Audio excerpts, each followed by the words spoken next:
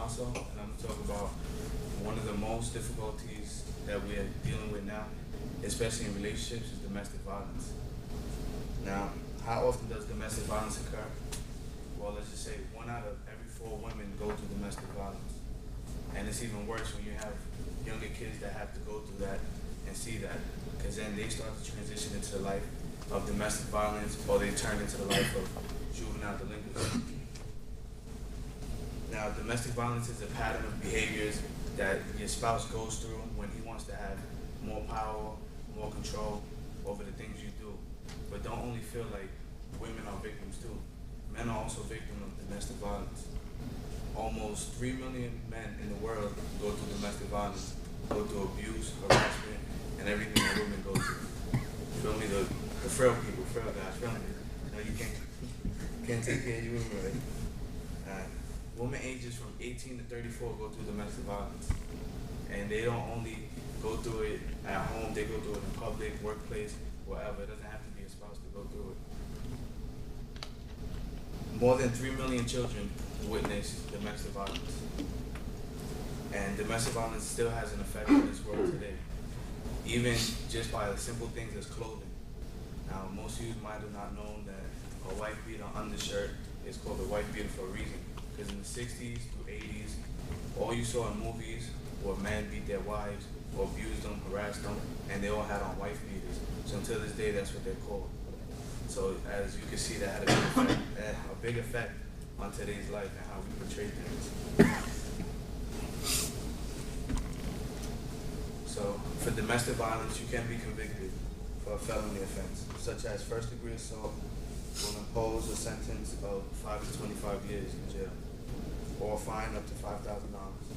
First-degree strangulation, another violent felony offense, will result in imprisonment to 3.5 to 15 years, or a similar fine up to $5,000.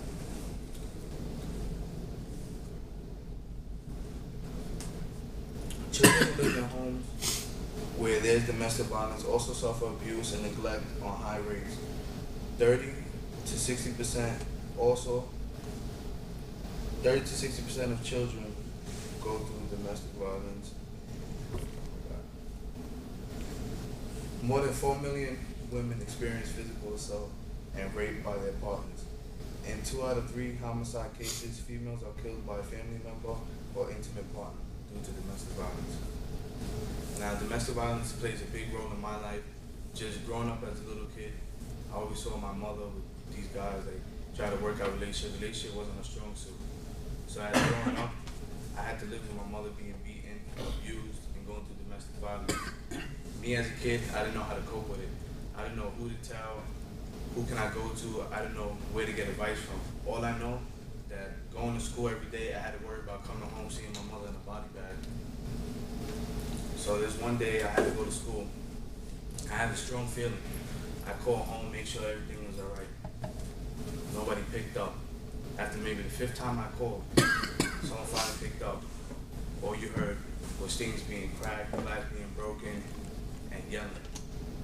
So me as a little kid, I can't go back to school. I can't go back home from school. It's too far of a distance. I don't want to get me. I don't want to call.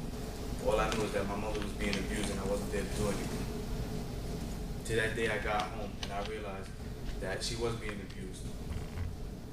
And she finally fought for herself. She finally fought back and had the courage to stand up. Yeah, she had a couple of marks on her face, black and blue eyes, but at the end of the day, she still fought back, and that's what matters. To this day, you know, a lot of women like her go through this, and maybe if we had more things to offer them, more help, they wouldn't have to go through what my mother went through. And that's all.